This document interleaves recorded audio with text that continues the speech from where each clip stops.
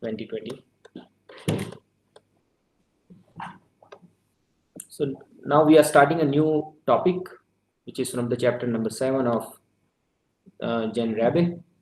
It's known as designing sequential logic circuits. So we have completed MOS inverter, as well as we have completed the combinational logic, which is either static or dynamic combinational logics. We have studied that, and the issues associated with that also has been uh, understood. Now we are moving to the next understanding of the sequential circuit, which requires memory also, compared to the previous thing where there was no feedback and no connection between input and output, and it was open circuit and it was just a combinational logic. In this particular chapter, we have agenda of implementation techniques for flip-flops, then latches, oscillators, pulse generators, and Smith triggers. In this, we are going to talk about static versus dynamic realization and choosing the correct clocking strategy so that there is no clock skew or there is no timing violations. So that is going to be covered over here. If you are looking at the different contents, so which is starting with the timing matrix of the sequential circuits, when afterwards we are going to classify the memory elements which we are going to use over here, and then we are going to study the static and the dynamic latches and resistors, and then different other than that different types of resistor styles we are going to study, and then the approach called pipelining and the bistable properties of a circuit, which is also known as the multivibrator circuits, where you need to understand the Smith trigger, monostable and astable, whereas all these are having the bistable property, where there are only two states are there, 1 and 0. So those going to be studied over here, and at the end we are going to conclude the chapter with the choosing correct clocking strategy. So before that, we are going to study all these things. And I assume that you have studied the sequential logics at your undergraduate level, or you have studied maybe somewhere before starting this course. So I assume that you know all these things and everything is kept on top of that. However, some crucial things will be revisited accordingly. Maybe like when you have studied these things previously, maybe you have kept propagation delay as 0, and you have assumed everything ideal one, but now things are not ideal one, and that's why things will be changed accordingly. So that is what we are going to talk over here. So let's understand that there is a block diagram of FSM, which is finite state machine.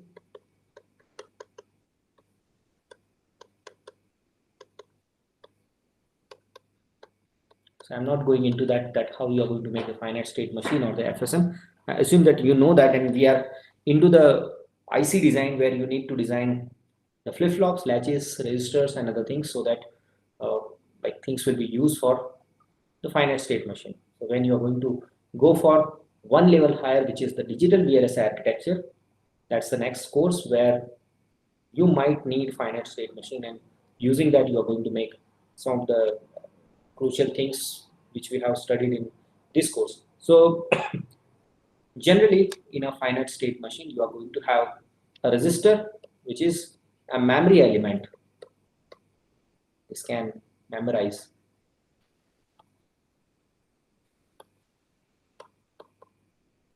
And there is a combinational logic where you will have different logic gates, AND gate, NAND gate, NOR gate, whatever you have the logic. But note that in previously, wherever we used to make a circuit where combinational logic was there, we were not connecting the output to the back to the input side, either in negative or in positive side. We used to connect. It was an open loop system where things were just the logic which were not dependent on output side. But if it is a finite state machine where there is a memory element and combinational logic, inputs and current states are influencing output as well as next state. So next state is depending on inputs and current state. Output is also depending on input and current state. You must be knowing that the notation says that current state is UN then next is qn plus 1, right? Either of the way, or some people write it qt and t plus 1, where t is the present state and t plus 1 becomes the next state. Accordingly, like you can use this notation the way you know, because in our particular chapter we don't need to use those notations. However, understanding of next state and current state has to be in your mind, because things will change if the current state and inputs are changing. And accordingly, like most famously people are using milli and Moore FSMs. So these are the machines, milli and Moore machines. For that, they are making the FSM, where the outputs and next states are actually dependent on inputs and current state accordingly. And accordingly, you are making the state table, and you are making the functionals. Okay, so that was the first part. Now there are very important timing constraints are there for sequential circuits, because this is not a negative, this is not an open loop circuits, but these are going to be negative feedback or maybe positive feedback. In that case, the propagation delay of one particular logic or different things are going to affect your circuit. So you have to make circuits according to these timing metrics, and which should not be violated at all. So if I'm not wrong, you must be knowing that what is the propagation delay. Propagation delay is the one when input is given. Let's assume that let's make it more realistic. So if there is a clock, and after some time you are seeing the output. So in this case, this is known as the propagation delay. TPHL, TPLH. In general, let's call it TD, which is propagation delay, right? Or if you like, you can call it TP only, right?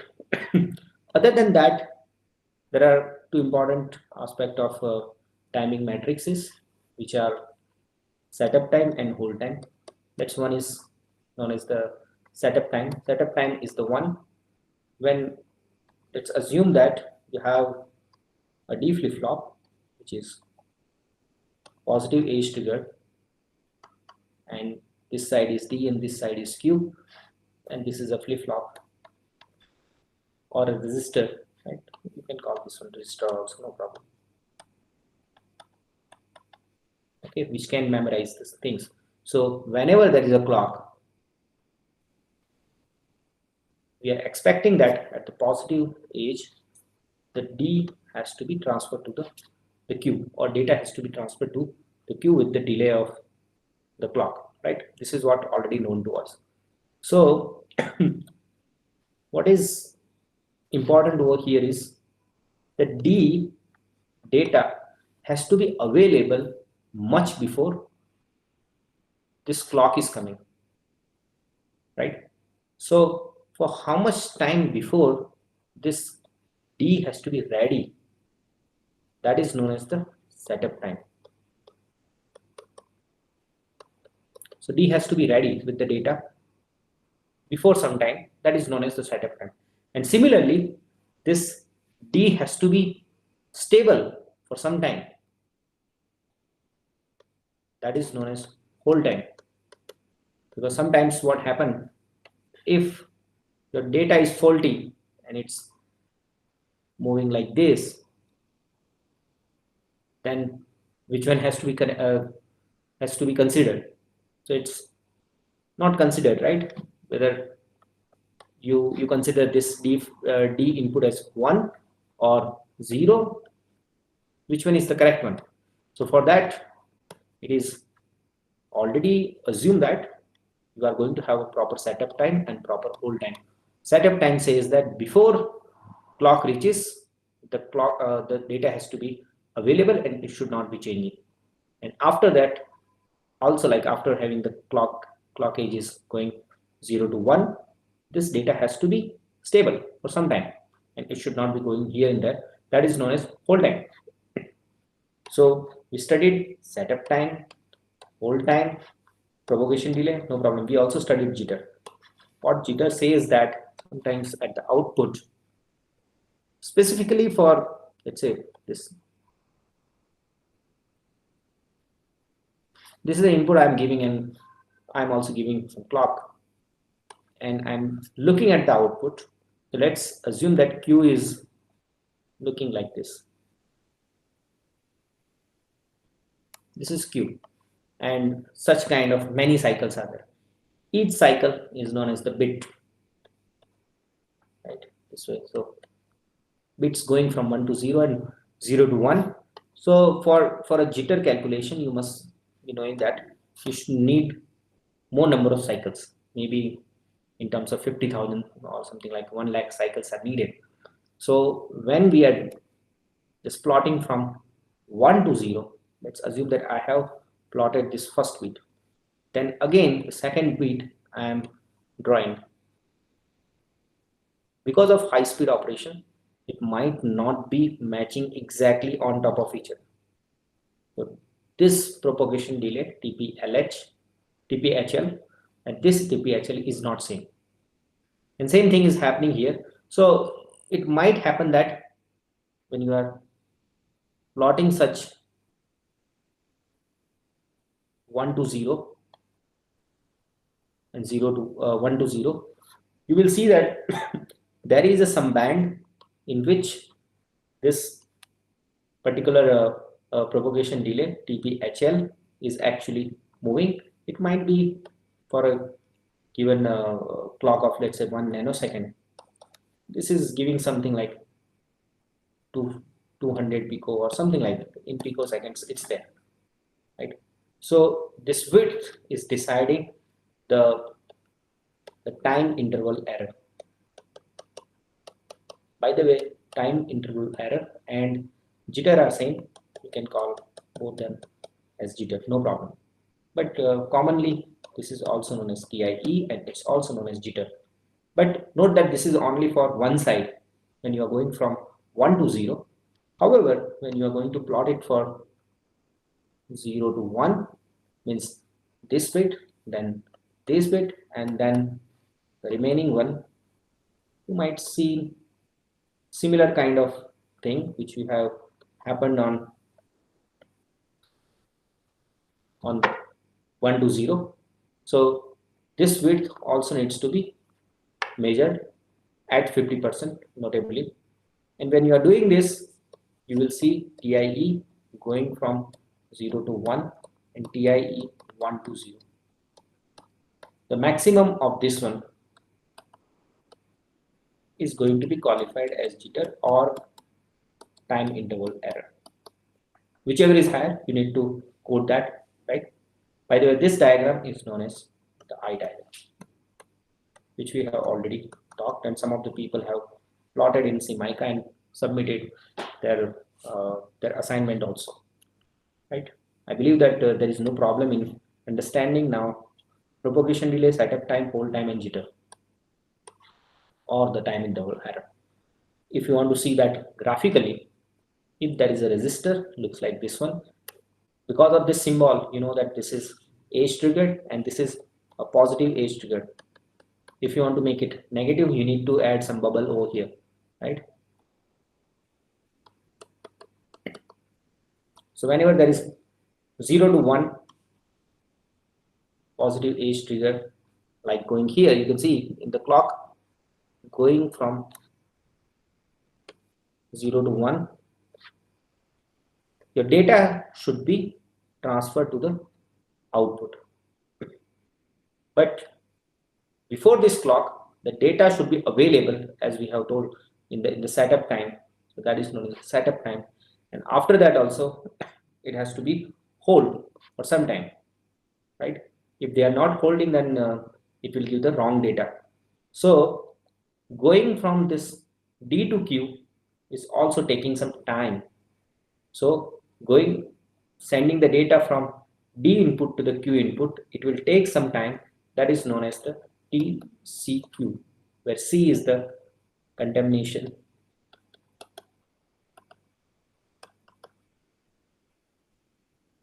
delay time. This is inherently coming from the resistor, right? Because inside there are some gates are there. So this is TCQ, T hold, T setup, right? And of course, like propagation delays is also some of the way it's a function of TCQ only, right? So this is how the output look like. It is very popular that whenever you go to some place uh, or designing a system where some specifications needs to be derived. Note that for any digital specifications which needs to be derived, it has to follow such a way that it's not going to violate your timing constraints. When I'm saying the timing constraint violation should not happen, means it should not setup time, hold time, and maybe jitter, delay, right? And TCQ, all these things within the clock. If something is outside, you lose the data, or you will have wrong results or the faulty one. So in that case, we can have one particular equation where T is of the clock, or you can say that the clock period you need to find out for any system, then it's depending on the fact that it should be higher than or equal to by addition of three terms: setup time, logic of the propagation delay of the logic, and TCQ. All has to be together. Look, I'm starting from T setup from here. Look at this. This is much before the clock. So clock should be much higher than what the addition of all these things, right? So this is what kept here.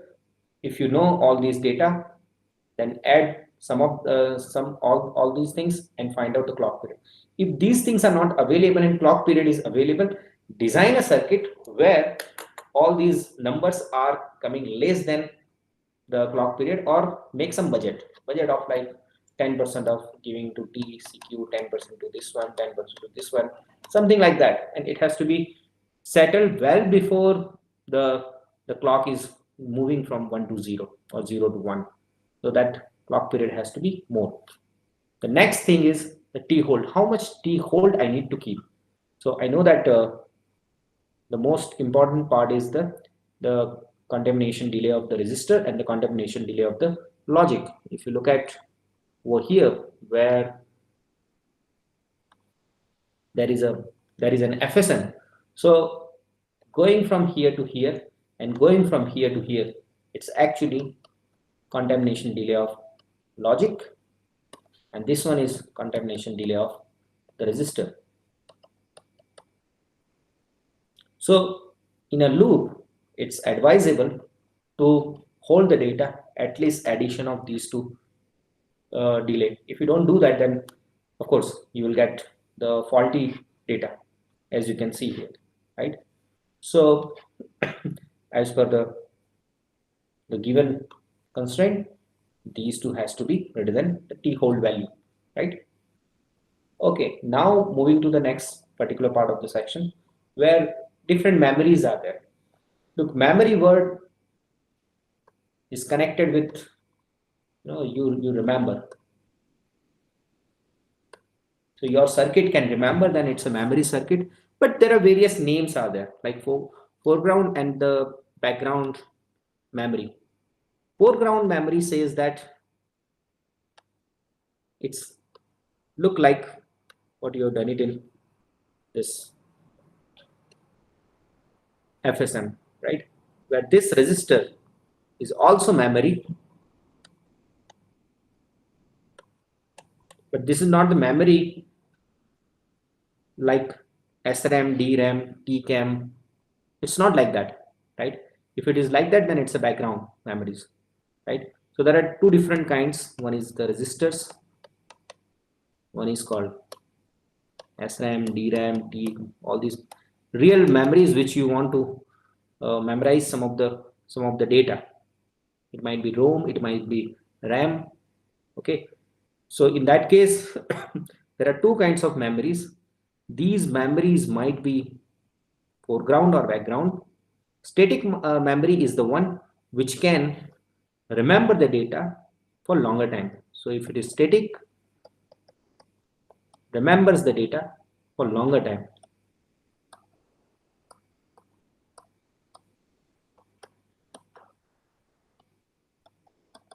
And it remembers as long as power is on.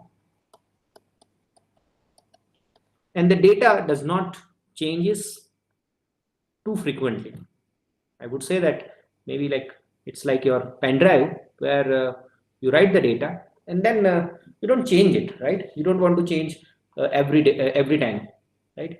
It's stored and then maybe you can read it afterwards. So it's a static memory disk where data is not changing too much. But whereas there is another one which is dynamic, where you need to remember data for a small span of time, maybe less than milliseconds. Working on clock, of course, first one is also working on clock, but like it's a FIFO, like first in, first out, and different kinds of memories which are remembering, but very quickly they need to operate, and these kind of memories are being used mostly in microprocessors or maybe in mobile or in uh, computer things where you need to organize everything on a given time. So you need small span of memory system which can remember the things for small time, not for longer time. Then it's a dynamic memory, but data is dynamic. Here data was static, was not changing too much. So those are known as static and those are known as dynamic. Now there are three different things. One is called latch, one is called, let's write it down first, register and flip-flop. So first of all, this is a very popular question people are asking in interview also, the difference between latch and flip-flop. So all the circuit which are level sensitive,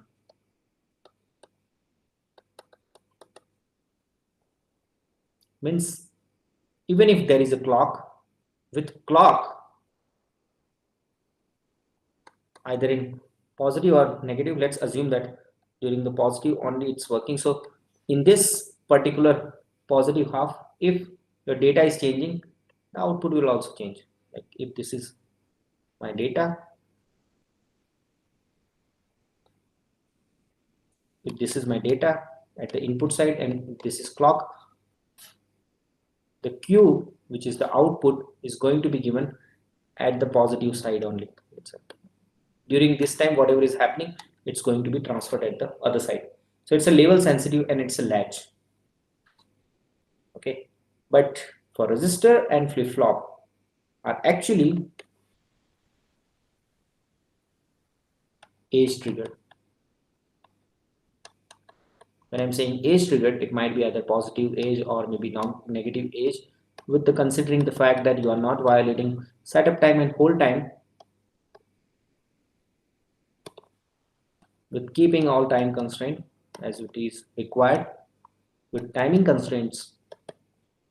The output will change at the positive age of the data, then it's a positive age triggered. If it is changing with negative age, then it's negative age triggered. So it's changing if it is positive age triggered in this example, then the output only changes with that particular instance or the event time. Otherwise, the rest of the time, even if this data is changing, it's not going to be recorded, right? So such kind of thing is known as a register or flip-flop. Both are, you can say, some or other way they are similar, but what exactly this book is suggesting is that if you look at even the previous version of Rabe book, what it says, both are similar, but flip-flop is the one where there is a latch circuit.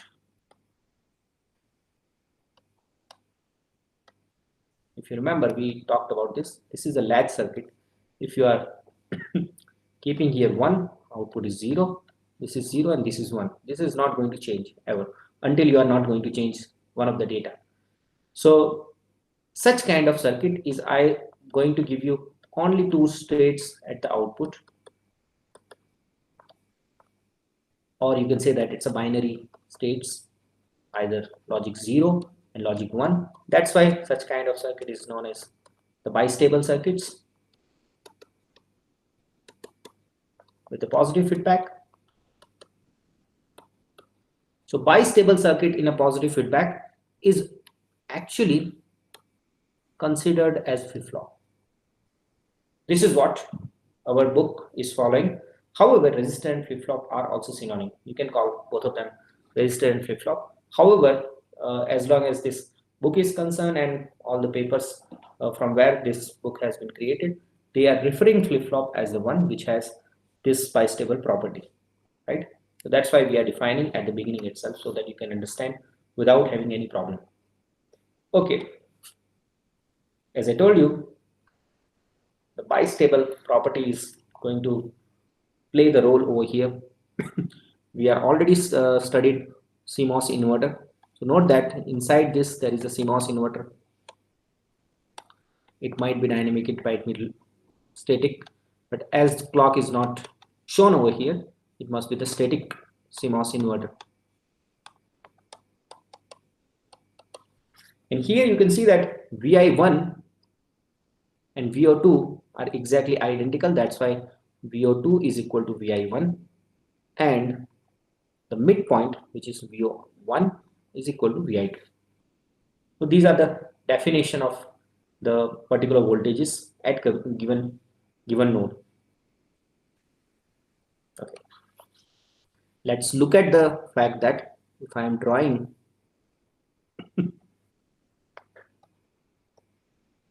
VI1, which is equal to, okay, if I am drawing VI1 only, right now let's assume that this dotted line is not there, VI1 with respect to VO1, how does it look like? It's a simple CMOS inverter. It will look like as follows. This is a switching threshold. Let's assume that it has been designed such a way that it's a midpoint. Okay, and if I am drawing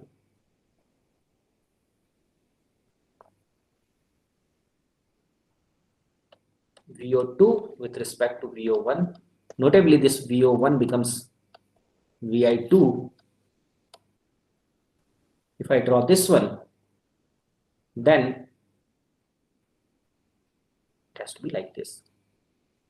If I merge both of them as it is shown over here, it's going to be like this. So one was going from here to here, coming from VI1 with respect to VO1. When I'm drawing VO2 with respect to VI2, it looks like this one. Note that when this is happening, in one phase you are going from 0 to VDD, and other phase you are coming from VDD to 0. So this particular 3 points. One is point A, one is point B, and one is point C. Notably, A is equal to VDD, B is equal to ground or VSS, and C might be VDD by 2. But now, right now, let's not going into the definition of these numbers. So you are going to have 3 different things over here, where I would say that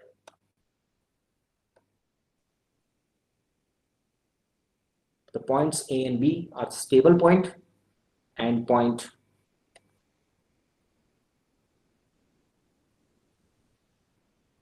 so this is point B, this is point A,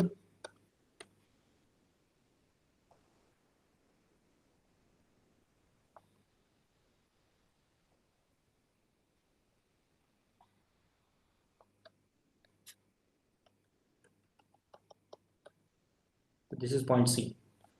This is VI1 is equal to VI2 with respect to VI VO1 is equal to VI2. In this case, let's assume that you are not giving input exactly as a large signal. I don't give large signal. Let's assume that. I believe you understand what is large signal. I'm talking in terms of, the large enough that input to output are going to reaching VDD and ground. Small signal is the one where the input and output are not reaching VDD and ground. They are well below VDD and ground. Right? So this is small signal, this is large signal.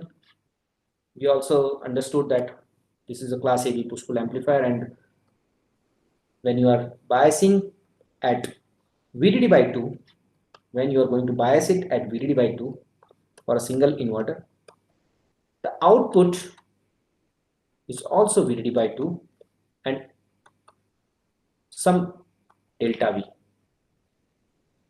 Either like if you have a CMOS inverter like this, if I make sure that the resistance offered by M1 is exactly equal to the resistance offered by M2, and output is equal to VDD by 2. That exercise we have done it with varying the PMOS width and then keeping NMOS width stable one or the constant one, and we found out that PMOS width, and we found out this one as VDD by 2. But this particular circuit will not work. So by the way, this is at typical corner, that's why it's working. This is in open loop situation also. If it is slow corner or the fast corner or at different PVT, process voltage and temperature, if you remember this, where various corners are there, in that case you might not get some VDD by 2, but it will be some delta V change here and there. But in that case, this is very dangerous situation. What I mean to say, dangerous situation means if there is an inverter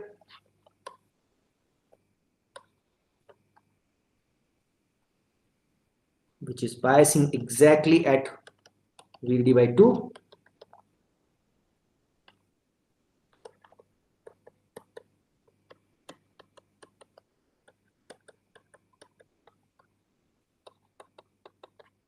if input is VDD by 2, output is VDD by 2.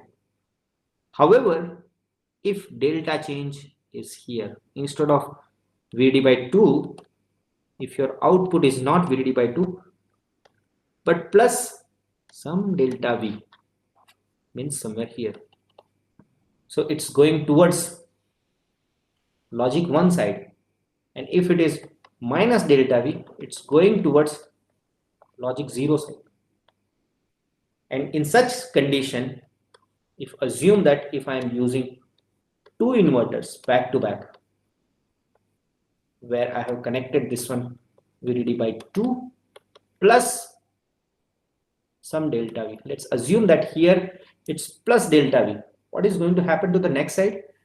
As you know that the slope of this one tell you the small signal gain of an inverter, which is much higher than 1, right? We know that the gain of this one is much higher than 1. You must have observed when you have made the class AB push-pull amplifier, right?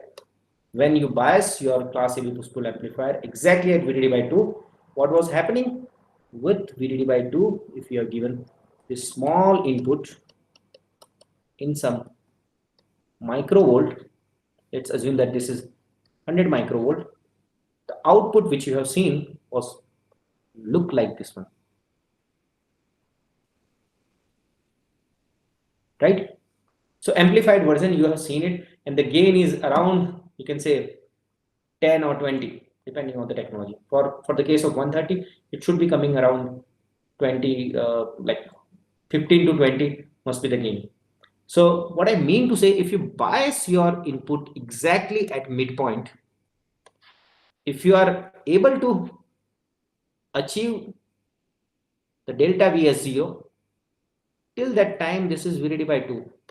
But if somebody is going to make it delta V, this is going to be some gain times delta V,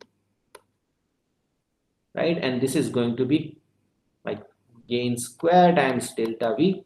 And as this is a positive feedback, this loop will rotate until it's not reaching either VDD or ground. Once this is reaching VDD, it stops, or it reaches 0, it's going to stop. And as this is this is a latch circuit, if this is VDD, this is 0, and this is VDD. So it's a latch circuit, right? It will remember what you have done it.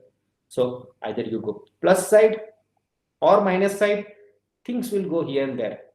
So if you are doing something like that around this C point, which is a point where it's unstable, or you can say that it's not to make a circuit exactly at VDD by 2. So it's going to be either positive side or negative side, and because of the positive feedback, these points will reach either 0 or 1. Once they reach it, it is stable. So it's like a situation where your ball is available at on top of a hill. This point is C point, by the way, and these 2 points are A and B, and it's like this. So this is a vacant space. So if some air is coming from this side to this side, this will go to A, and if something is happening from this side, this will go to B. By the way, such kind of phenomena in control theory, we are calling it as a unstable point, because this is not going to be staying here. It reaches either at B, it's going to be B forever, and if it is reaching at A, it's going to be A forever. So these 2 points, A and B, are the stable points, and C is known as unstable, but we are not going to call it unstable, but we are going to call it metastable point. Or we also say that, look, this circuit has a C point which is metastable, or this circuit is metastable, right? If you bias it such a way. So that is what has been explained over here, that with different loops, this is reaching point A or point B accordingly. And that is what happening when you are biasing at the midpoint, which is the metastable.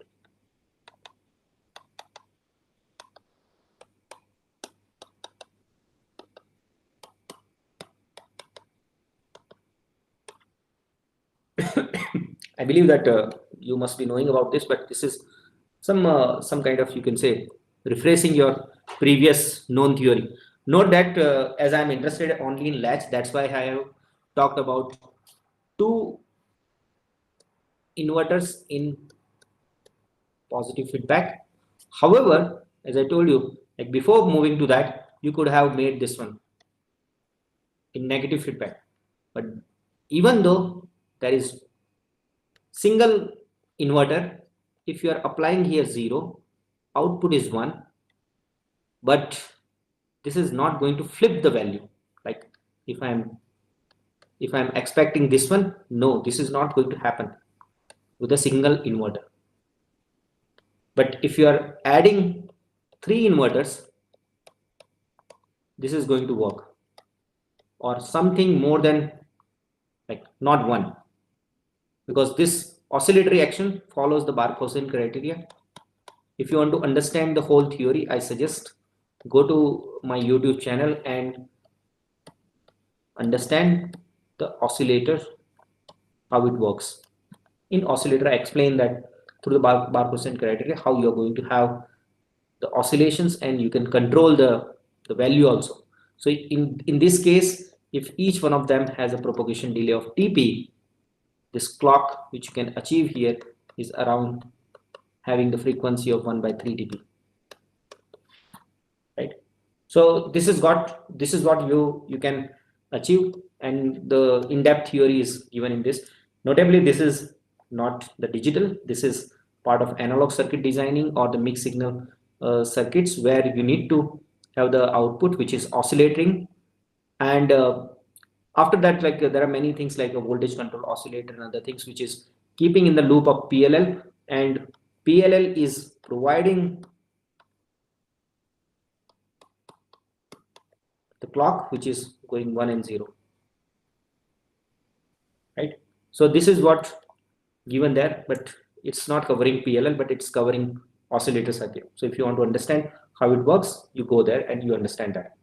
Okay, now let's look at the flip-flop, which is SR, as we have already agreed that if there is a positive feedback latch circuit which is like this, which has bistable, then we can categorize that one as SR flip-flop or the flip-flop. So SR flip-flop might be made with NOR gate or with NAND gate,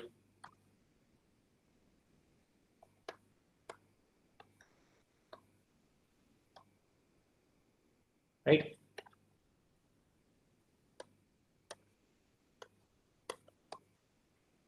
So following things needs to be understood over here, that S for set and R for reset.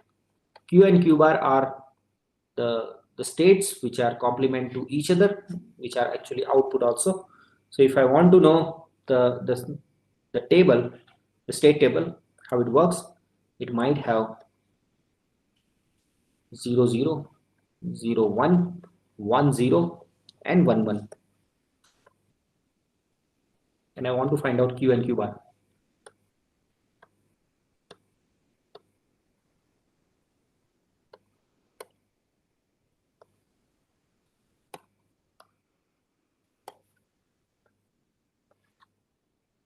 So when this is 0, this is 0.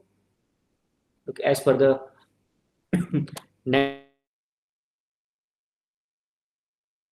are 0, it's that Q and Q bar won't change, because look, this Q is coming over here. Whatever value of Q is, it doesn't matter, but the output will be Q bar, because now this is not depending on 0, but it's depending on Q, and in the NOR gate the output is Q bar, right? Same way, this is feeding over here Q bar, so output is Q. So this is a condition which is known as the latch condition. Let's call this one as a latch condition, which is remembering the previous state when both are 0. But what if set is 1 and reset is 1 and set is 0? In that case, because of this 1, the output becomes 0, because any one of the input of NOR gate is 1, any input is 1, output is 0. Now it's not looking at other output, whether it's 0 or 1, output is 0. So in that case, this 0 goes here, and because of both the 0, output becomes 1 over here. Sorry, output becomes 1, right? So this becomes Q bar becomes 0 and this becomes 1. And if you are making the reverse condition, the reverse output is seen, means and I missed.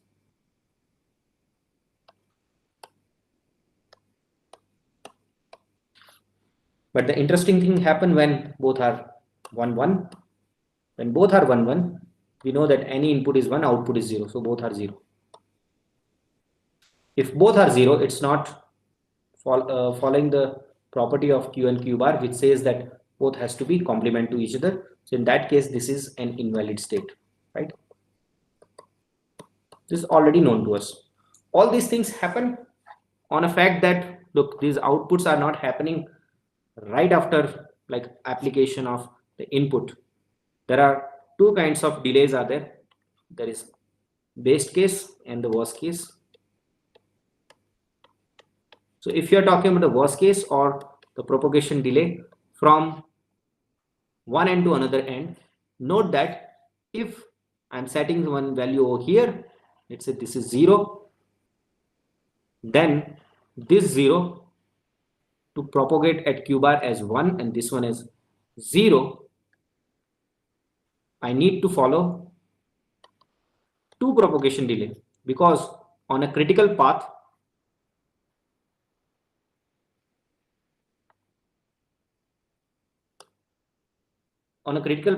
there are 2 logic gates are coming. So the worst case is 2 TP, whereas the best case, where look, when set and reset both are 0, it remembers the previous input. So it's depending on what input you are giving. In that case, it's almost 0, right?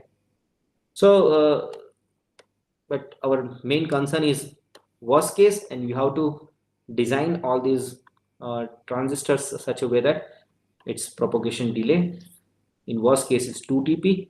So if you know that, let's say 2p like 2 to 2p is around, let's say 100 nanosecond, then if you are expecting the output at every 10 nanosecond, that does not work, right? You have to design a system which will have at least, you know, the clock cycle much higher than what is happening here. So if you are making the clock cycle with 1000 nanosecond, that might be better choice, right? So that is what all about the time constraint. Similarly, like you can make the NAND gate with the flip-flops with NAND gates.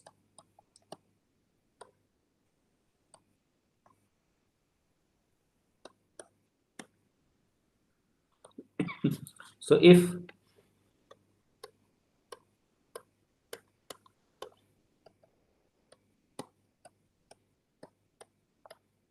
both are 1, then look, Q becomes Q bar and this Q bar becomes Q. So it remains whatever it was. Okay, right? So if this is Q equal to 0, then any input is, so then this becomes Q bar becomes Q and Q becomes Q bar, right? So this becomes Q bar and this becomes Q, right? In the case of set and reset, set is equal to 1, reset equal to 0. So as we know that any input of NAND gate is 0, output is 1.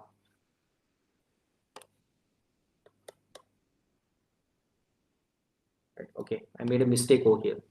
This has to be Q bar, right? So that when reset is 0, this is 1, and because of this 1 1, this is 0, right? So set becomes 1 and this becomes 0. If it is reverse of that, if this is 0 and if this is 1, any input of NAND gate, if it is 0, this goes to 1, this one comes here. After 2 propagation delay, I am going to have 1 1 as output as 0. So it's stable output after 2 propagation delay. So this is 0 1. But the interesting thing happened when both are 0 0. In that case, any input of NAND gate is 0, output is 1. So in both cases, it's 1 after the propagation delay of TP, right? It doesn't matter, even if there is loop is going on, the stable output is after TP and it's 1 1. So that's going to be invalid one. We don't want that. So such things are already known to us. In this case also, the worst case propagation delay is 2 TP.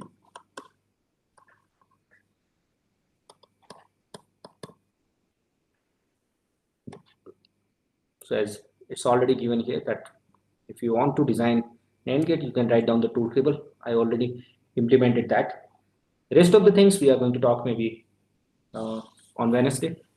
Thank you very much for today.